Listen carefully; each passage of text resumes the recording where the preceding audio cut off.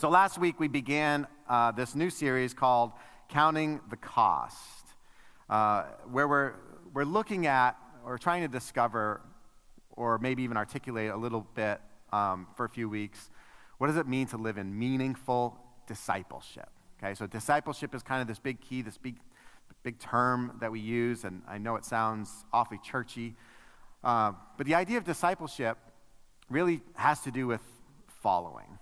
Right? So Jesus has disciples, people that he's invited to come and follow him, and we give them this name, disciple. They're learners. They're people who sit under the instructions of a master teacher like Jesus, and we are all invited into this life of discipleship as well. And unfortunately, for a lot of us, there's a failure to even recognize the fact that we have been invited to that kind of life, and then even for some of us maybe that are kind of living as disciples of Jesus, we oftentimes really soften the edges of what that actually ought to look like and mean in our life. And so last week, we talked about the subject of cheap grace.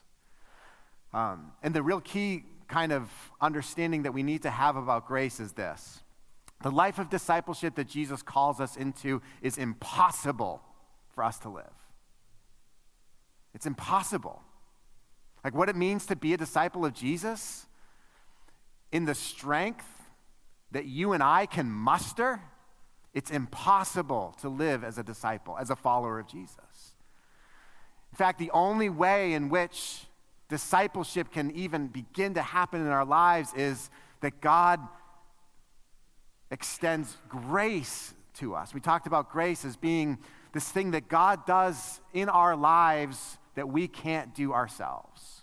And so we need God's grace, right? And God's grace, it begins us and propels us into this journey of discipleship. And discipleship can't happen apart from grace. But then on the other side, there are sometimes those who think that they can just sort of live their lives as if they're covered under this umbrella of grace. And that how they live their lives and to what and for what they live their lives doesn't really matter.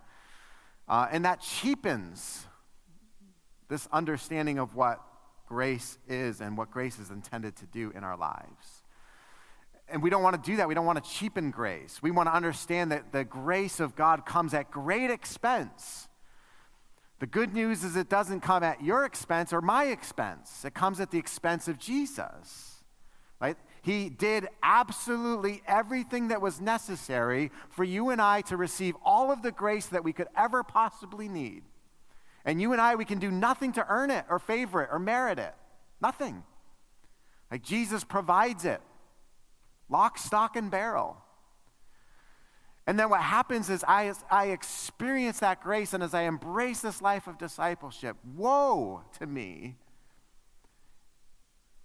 if I treat that grace that God has shown to me with contempt, as if it were a little thing, as if it were some small matter, because it comes at the expense of the blood of Christ. So that's kind of what we talked about with cheap grace this morning. I want to talk about the call. That in discipleship, there is an understanding that a call has gone forward. And I want to talk about what that means to surrender to the call of following Jesus. And so I'm going to be in Luke chapter 9. If you have your Bibles, you can turn there. We're going to read a handful of verses at the end of Luke chapter 9. If you don't have your Bibles, that's all right. We'll have the words up on the screen. But I would like to invite you all to stand with me as we read God's word together this morning. So Luke chapter 9, and starting in verse 57. It starts as they, and the they here is Jesus and those disciples that were following him. As they were traveling on the road, someone said to Jesus, I will follow you wherever you go. There it is, right? This person comes up to Jesus and says, I will follow you wherever you go. And Jesus told him, Foxes have dens, and birds of the sky have nests, but the Son of Man," a title that Jesus ascribes to himself, "the Son of Man has no place to lay his head." And then Jesus said to another person, "Follow me." Right? So here Jesus issues the invitation. He looks a person in the eye and says, "Follow me." And the person responds to him, "Lord, first let me go bury my father." But Jesus told him, "Let the dead bury their own dead, but you go and spread the news of the kingdom of God." Another said, a third person, "I will follow you, Lord, but first let me go and say goodbye to those at my house." But Jesus said to him, "No one who puts his hand to the plow and looks back is fit for the kingdom of God." You may be seated.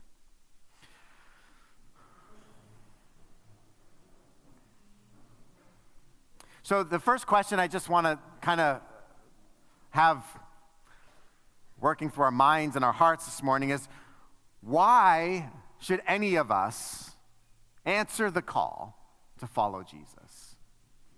Why? Why should I follow Jesus? Why should you follow Jesus in the first place? Let me come at this with some objections. Objection number one. When it comes to following Jesus, there are the stories like what we read about in the Bible, and then there's now. And we see a difference between then and now, right? And let's be honest, there is a difference. There's a difference between Jesus looking into the eyes of St. Peter before he was St. Peter, and saying to him, like looking him in the eyes and saying, "Follow me." Like in the flesh, Jesus looks at Peter and says, "Follow me." There's a big difference between that and kind of like, all right, we're in 2024, right? And I don't know about you, but the experiences of Jesus in the flesh coming and looking us dead in the eye and saying, "Come follow me, let's go for a ride." Like, okay, it doesn't quite exactly happen that way, does it? I assume that most of us would like to think that if we were like Peter and Andrew, who were getting ready for work, and when I say getting ready for work, getting ready for not an exciting day of work, right? Preparing their nets, going fishing again. And I don't mean the kind of fishing that a lot of you like to do, which you do recreationally, but like fishing for work, hard work. And Jesus comes along and says, "Come and follow me, and I will make you fishers of men." That is, he invites them into this exchange of life that, I don't know, probably sounded pretty awesome given where they were. Or maybe if we were in a situation where we're just kind of fed up with having to work in or run the family business, like James and John, also fishermen, fishing with their dad. Jesus says, "Come and follow me." You read their story, like in a moment, they're like, "See ya, Dad." Off they went. And we'd like to think that if we were in such a situation as that, we'd do the same thing. Or, maybe we're like Matthew. And we find ourselves in the middle of a crappy day at a really crappy job. And Jesus says, "Come and follow me." Sweet. Or maybe we're like some of the other disciples who apparently their lives were so unspecial that history doesn't even record for us what it is that they were doing when Jesus disrupted their lives and turned them into his followers. So we'd like to think maybe if any of us, were in that kind of situation, then yeah, absolutely I'd follow Jesus, right? So that's objection number one, that Well, there's a world of difference between what happened then and what seems to happen now. The second objection is, well, what difference does it make? What difference does it make? Now, some of you are here this morning and like you have this personal story and you know the difference that it's made in your life. And that's wonderful. And some of you may be here this morning and like this is a really relevant question for you. Like, what does it mean? To talk about taking on this whole new way of living. What difference does it make? Because I know a lot of people who don't follow Jesus, and they seem to be doing just fine. Anybody know anybody like that? Anybody know somebody that's not following Jesus, and they seem to be doing just fine, maybe even better than fine? And unfortunately, I also know lots of people who they claim to be following Jesus, and they seem to be in a world of mess. Or maybe it's not a person that I know, but it's a person that I know who's made this claim of following Jesus, and they've made the news for doing something wicked and awful. Or I know a Christian, or I know some Christians or people that call themselves Christians, and like, to be honest, they just don't seem like they're having as much fun as they could be. Here I could show you another picture of the wedding, of a whole bunch of people dancing and then Josh sitting in a chair, waiting for 10 o'clock to come, If I ever come to any of yours wedding, I could even officiate your wedding. I will probably go to the reception and as quickly as I can. I am out of there. But it's different when your daughter's the one getting married and there's a send-off at the end and you got to stick around for the whole thing.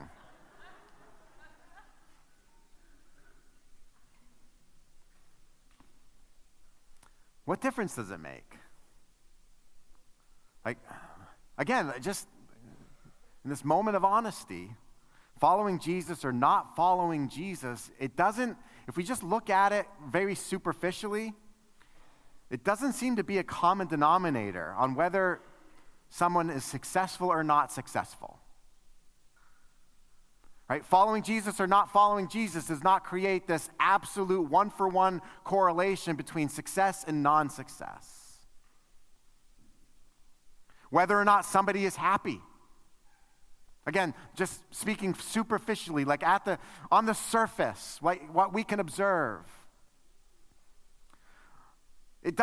Whether somebody's following Jesus or not doesn't seem to make a difference as to whether they're going to die in a car crash or from cancer.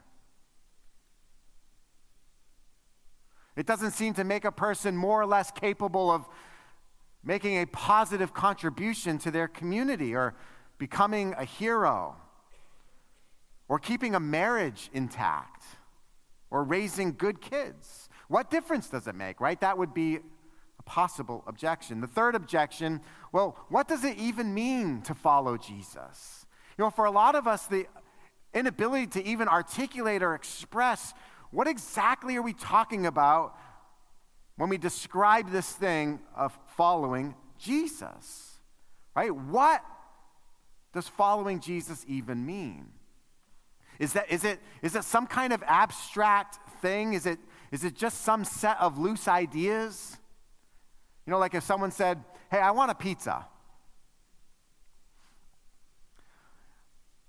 Somebody tells me, I want a pizza. Well, the thing that immediately comes to mind when somebody says that is, it's the form of pizza. Bread, sauce, cheese, right? Like to me, that's pizza. But how many of you know that like when it comes to pizza, there's a lot of different kinds of varieties. Do you want thin crust, thick crust, stuffed crust, Neapolitan crust, whatever that is? Cheddar cheese, mozzarella cheese, the 4-cheese blend. I mean, on and on the questions go. Growing up, my grandmother, she would take an English muffin, split it in half, slap some ragu on it, filling the nooks and crannies. Take a slice of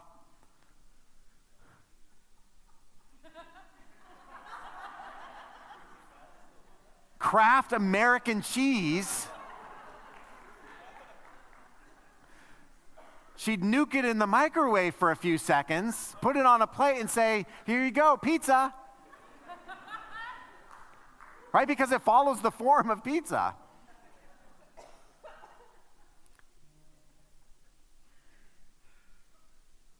Does following Jesus mean that we can just cobble together pieces of sage wisdom and package it into the form of something that feels properly religious or spiritual? I mean, if that were the case, I think one of the problems with coming at it from that angle is that what we tend to do is we construct something that already appeals to us, maybe that already aligns with our ways of thinking and being. And then we use that thing that we've created to now validate ourselves and the way we want to be, the way we want things to be.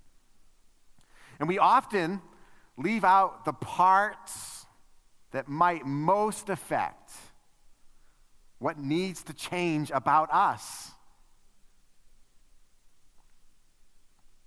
So Luke, in what we read this morning, he records 3 scenarios where Jesus encounters these would-be disciples. The first one presumes to follow Jesus like it's some grand adventure. He comes to Jesus and says, Jesus, I will follow you wherever you go.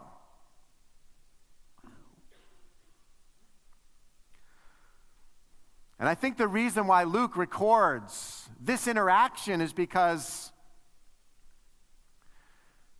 he wants to show how some have this idea that we can presume to follow Jesus like it's some grand adventure. And he makes this huge promise. I will follow you wherever you go. To him, I think the prospect of following Jesus was glamorous. I'm going to be a star. I'm going to hitch my wagon to this kind of up-and-coming movement. I'm going to be here near the beginning. While Jesus all along and throughout his ministry has an eye toward suffering.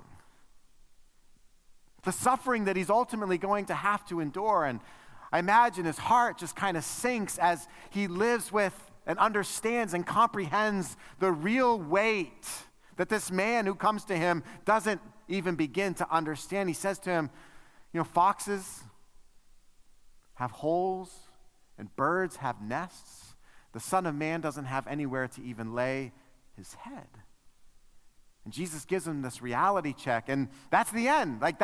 Luke doesn't say anything else about it. There's no pushback from the man. We just are left to assume that with that reality check, he realized, well, maybe this isn't quite the grand adventure full of glamour that I thought it would be. The second person comes to Jesus because Jesus issues the invitation, right? Jesus says to the person, come and follow me. And what does he say? He says, Jesus, first, let me go bury my father, and then I will come and follow you. The response is essentially that this man has some unfinished business to tend to. He has some responsibilities that he has to fulfill before he can follow Jesus. And what's interesting is this thing that he feels like he has to do it's a good thing, a responsible thing. Right? He doesn't say, well, Jesus, before I go and follow you, I want to go sow my wild oats. I want to party hard. And once I've kind of gotten that out of my system, then I'll come and follow you. No, he understood that his life had certain responsibilities. And Jesus, and this is, or ought to be probably a little confusing to us. he responds to me, he says, let the dead go bury their own dead. You go and proclaim the gospel.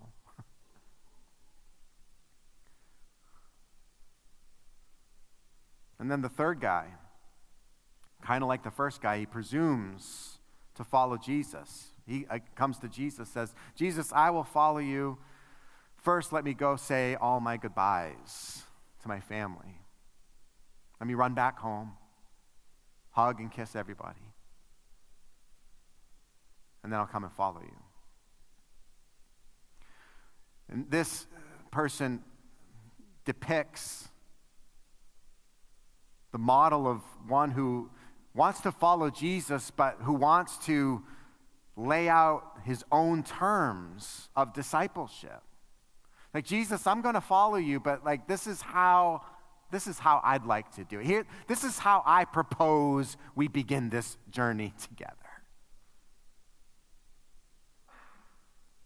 And Jesus will have none of it. This person, he symbolizes double-mindedness. His loyalty to Christ is divided, and his loyalty even to his own desires is divided. Isn't that what Jesus recognizes when he says, listen, the one who puts his hand to the plow and looking back is not fit for the kingdom of God. Like, Jesus recognizes and discerns there's a divided loyalty within this person's heart. I would guess that for many of us, that is often a struggle, a constant struggle, where we have competing desires, things that we want to do that are opposed to one another. But following Jesus requires an increasingly undivided heart that becomes more and more and more wholly committed to him. Because following Jesus means living in obedience to Jesus. This is how we try to answer the question, what does following Jesus even mean? We can throw around the terms following Jesus all day long, and we can sweep across this place and come up with all kinds of suggestions on what following Jesus means. All kinds of ideas. We can brainstorm this thing, and we can have this massive cloud of ideas of what it means to follow Jesus, or what it looks like to follow Jesus. And for one person, it looks like this, and for another person, it looks like this, and for one person, here's the priorities, and for another, here are their priorities. For one, here is, my understanding of how I ought to live my life, and on and on and on and on it goes. But it's simple. It really is simple. It's not easy, but it's simple. That following Jesus means living in obedience to Jesus. Now, by obedience, I don't mean obedience in the legal sense.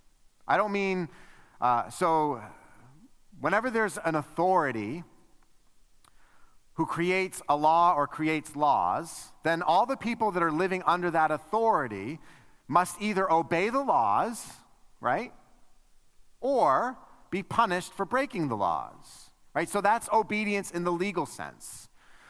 There are some things that you and I do as a matter of surrendering to the authority that's over us, right? How many of you pay your taxes because you love to? Right? How many of you drive at or under the speed limit because you're not in a hurry to get anywhere? Right? So we recognize that there are authorities in our lives, in various spheres of our lives, and a lot of times we are compelled to obedience by virtue of, well, either I follow this directive, I follow this law, or I suffer the consequences for not doing so.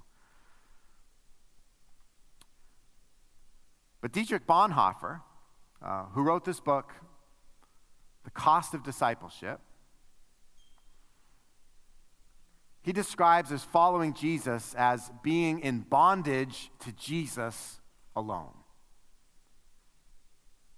That this is what discipleship is. Discipleship is a person binding themselves to Jesus alone. Like, this is why Scripture can talk about how the written law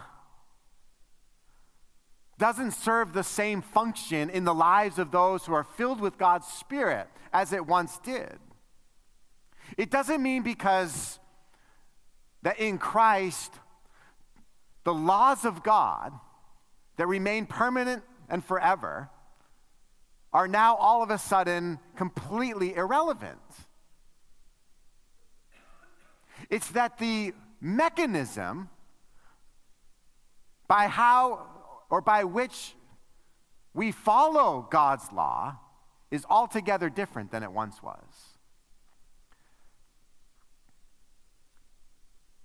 Following Jesus means being in bondage to Jesus alone.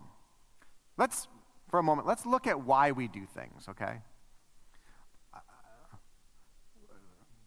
At least a lot of the time, like generally speaking. Why do we do things? I would propose that we do things because those things either appeal to us or because of how we will be rewarded for them. So on the one hand, for instance, there are those things that we do because we enjoy them. How many of you have things that you enjoy doing? And I would describe, this set of things in our lives as being high reward and little sacrifice, right? Like, I really like doing this because of how it makes me feel, right? Why do I do this? Well, I do it because I like it. I do it because I like the way it makes me feel, and there's high reward for this thing, and there's little sacrifice. Like, you don't have to drag me to the golf course. Come on, Josh. No, you got to do that. No, I don't want to. Right? And you have those things in your life. And what's funny is that there are sometimes like laborious things. Some of you love being outside in the garden and weeding the garden, right? Eternal hell for a guy like me, but for you, like, you love it, right? It's laborious and dirty, makes you sweaty, tired perhaps, but you do it because you enjoy it, and so for you, there's little sacrifice. Cleaning the house, like, who wants to clean the house? Well, some people do, right? And they find reward in that, and for them, it's like less sacrifice than it would be for others. So those things that we enjoy. A second reason why we do things is out of vice. And with vice, there's little reward and high sacrifice, right? The reason why we do things according to what vices we may be experiencing is because we have this, well, I like how this makes me feel when I'm doing it more than how much I don't like it makes me feel afterward, right? Like, that's one of the reasons why we give into the various vices of our lives. I like the way this makes me feel now, even though I'm not really super crazy about how it makes me feel afterward. Who's ever really loved a solid hangover? Right? I assume, this is not,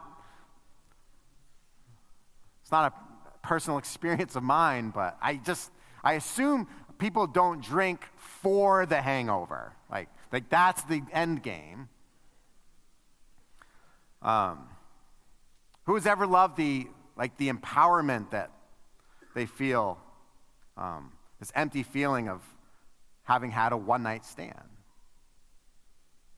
Right? Again, it's this, I like the way this makes me feel when I'm doing it more than how much I don't like how it makes me feel afterward. Little reward, high sacrifice, right? That costs a lot, right? To give into these various vices, it costs you a lot. And then there's virtue. And virtue are those things that are often high reward and high sacrifice. right? Like, I like how this makes me feel, so it helps me to do it even though it costs me something, right? There are those things that we do in our lives for which we feel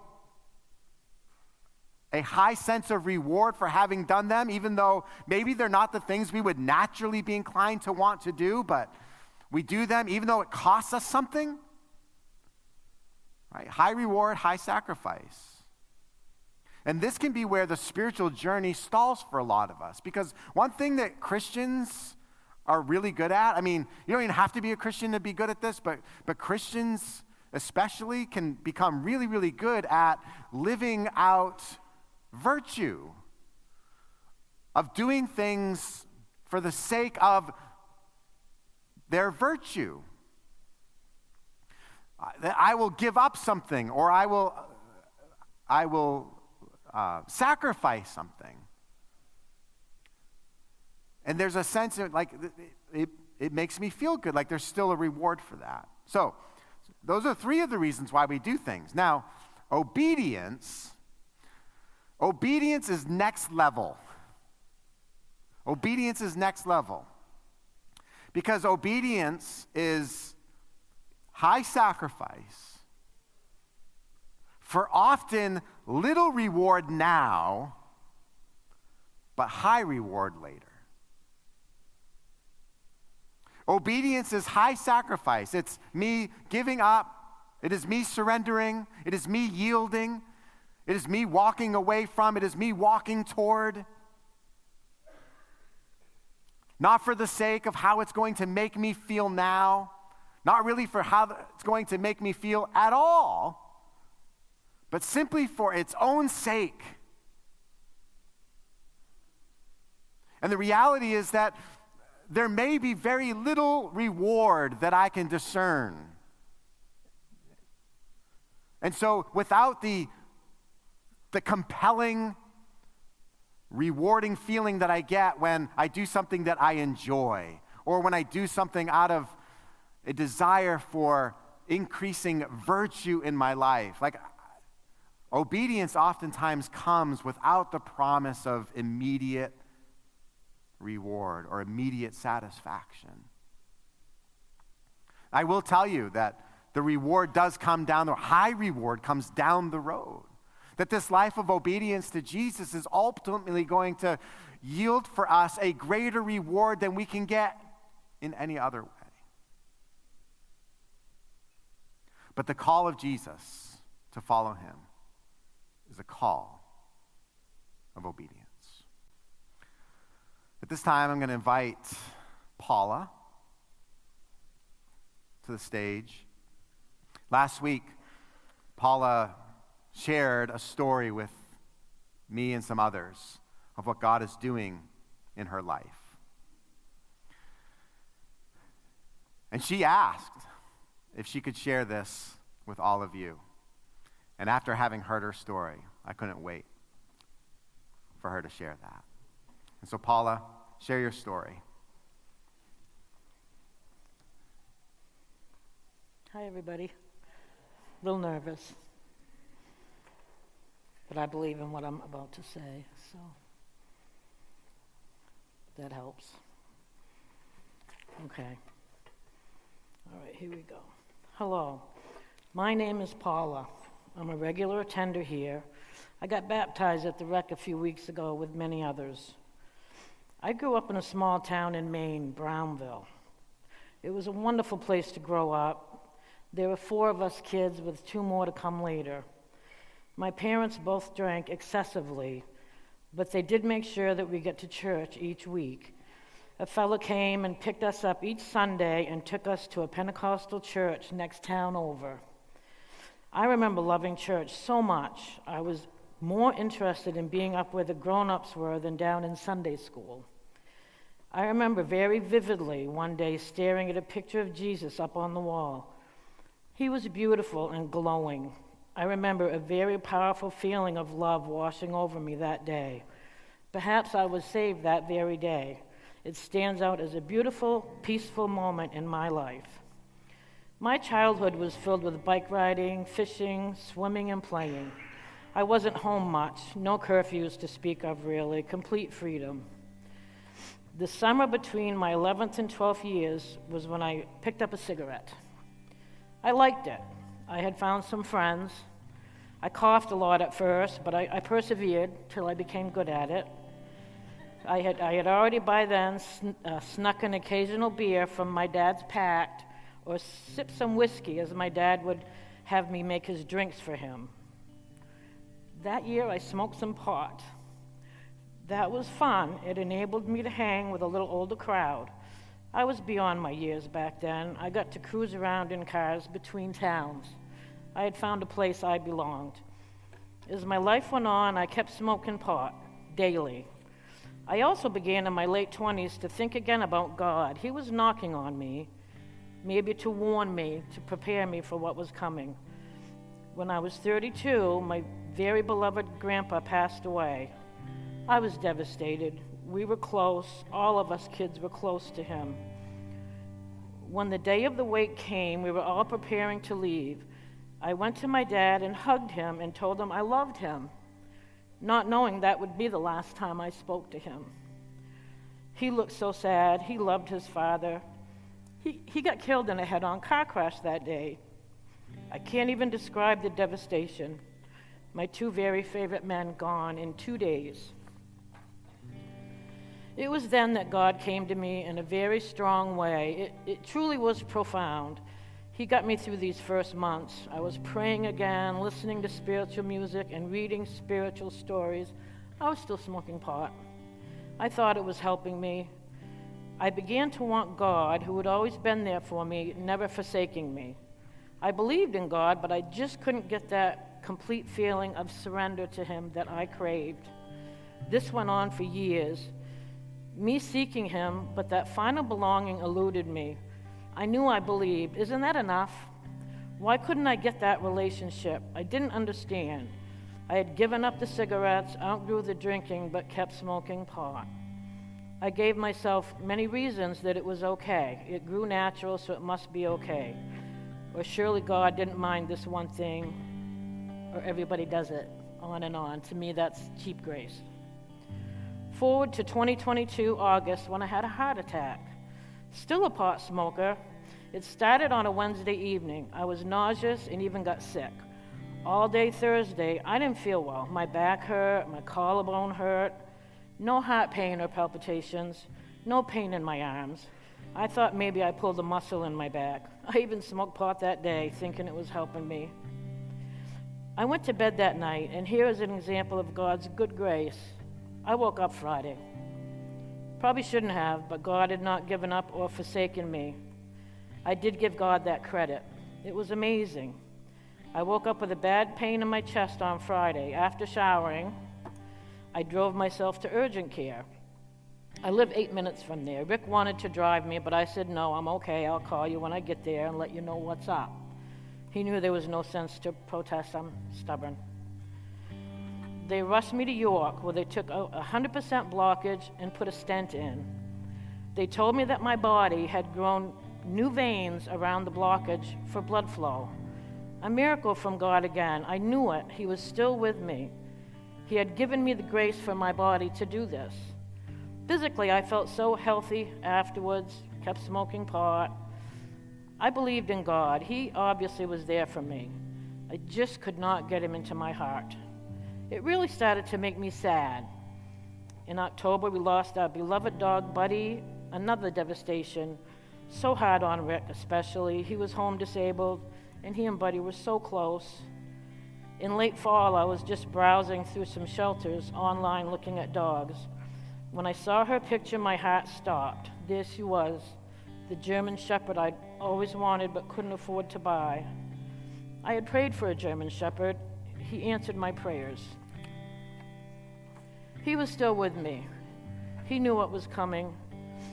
My husband got cancer and passed away within 6 weeks of us finding out. In my baptism testimony, I spoke of how God helped us through this time. Even with my beloved husband dying from lung cancer, I smoked pot. Over the next 2 years, I blew the motor in my vehicle. Rick's mom passed away. I passed a very painful kidney stone and struggled with my son, who suffers from mental illness. This past June, Rick's son Isaiah died of a fentanyl overdose. Then I got COVID. Many things. God was always there. He had still not forsaken me, but I could not get him into my heart. I kept smoking pot. 50 years of it. When the baptism came, I felt surely this was going to connect me to him. It was the single most beautiful, powerful day of my life. Overwhelming in the beauty of sharing the day with others and hearing their testimonies. I went home and smoked pot. By Tuesday, I was absolutely crushed. He was with me, but he was not in my heart. It was devastating. I cried while smoking my pot. I came to church the following Sunday, and after the service, went to my care minister, Diane, and cried my heart out, right there in front of everyone. She prayed with me and said, "Satan, leave this girl alone." Twice she did that. I walked out of Curtis Lake Church that day and have not smoked since. It only took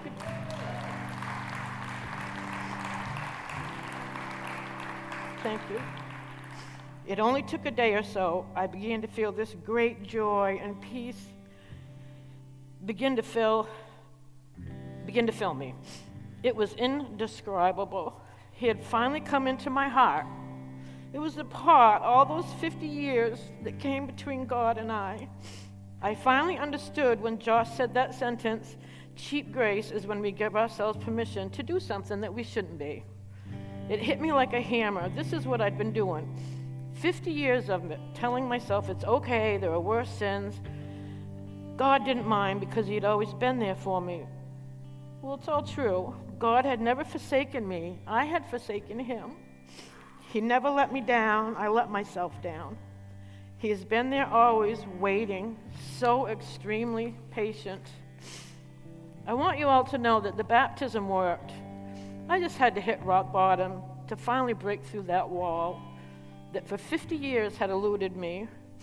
The old Paula is gone. I look at her with a bittersweet look, always being good-hearted, helping others, but confused inside. If you feel like I did, if you just can't get that surrender feeling in your heart that keeps eluding you, please dig deep. Are you giving yourself cheap grace? Maybe you don't even realize it, or maybe even deeper down you do, but are in denial. Please burst through. The reward is worth it all. God loves you, and he's waiting. I have been made new. I am proof. And I am looking forward to my growth in God and here in Curtis Lake with all of the wonderful people I have met here. Thank you, and God bless.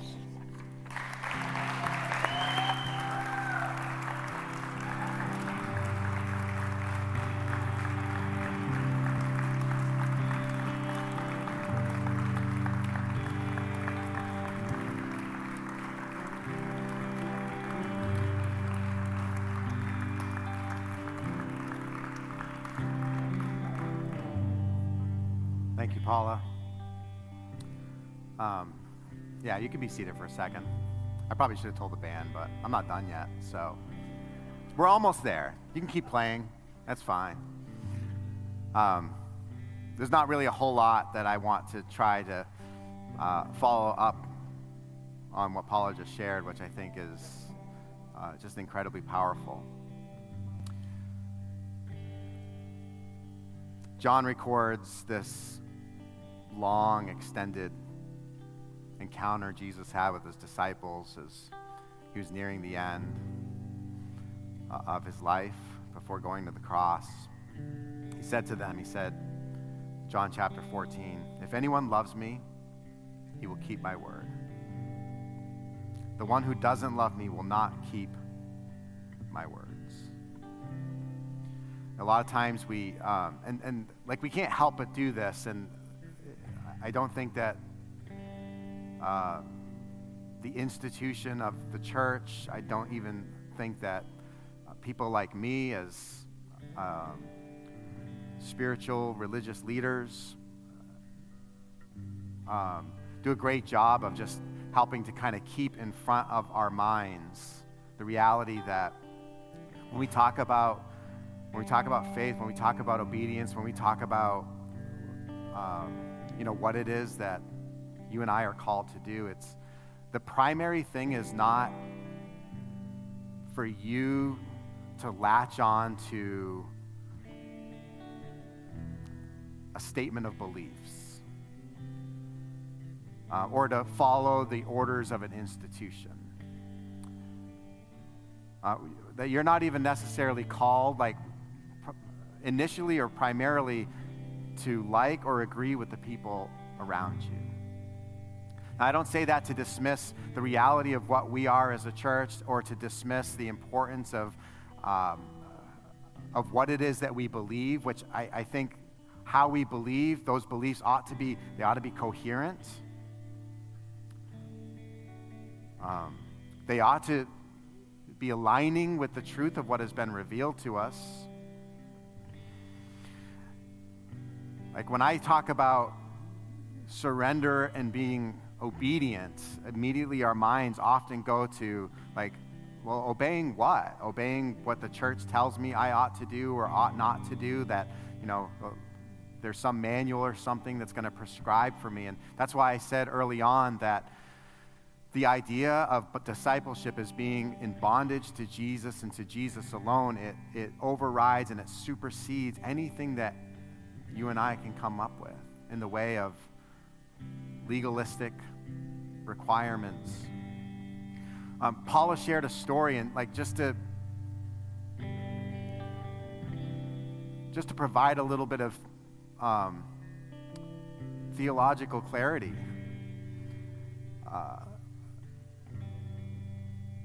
It wouldn't be true to say, listen, if you smoke marijuana, you're going to hell. Like I think there are strains of Christianity that like they may hold that kind of position, that like there's an incompatibility in that. And listen, I'm not endorsing smoking marijuana. If you're smoking marijuana, I'd encourage you to stop. But it's not about marijuana. It's not about any one particular thing. It's about that thing or those things in your life and in mine. I've never struggled with marijuana. Marijuana has never been a problem for me. It's never going to be a problem for me. Does that mean that I am now exempt from the kind of thing that Paula described can get in the way of my full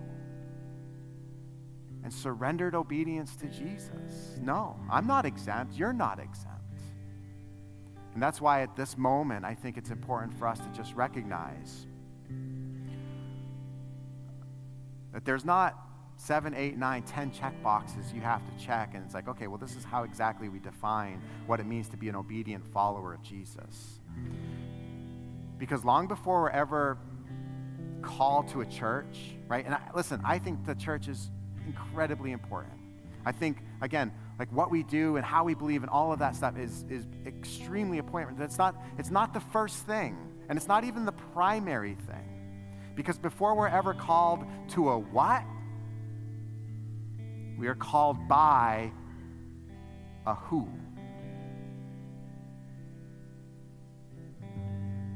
We're called by the Son of God. He's the one that said, come and follow me. Now, we can't help but like start creating various layers of or definitions of what exactly that means. But I think what I'm hearing from Paula is like she didn't need somebody necessarily to like hold her feet to the fire about this one thing that was going on in her life. Like she knew it. She's known it for years. But at some point, she, in response to the call of her Savior, who wanted to be not just her Savior, because he was probably her Savior for a long, long time, but there's still a gap between his becoming her Lord. And that's what she described for you this morning. Jesus is Lord of her life.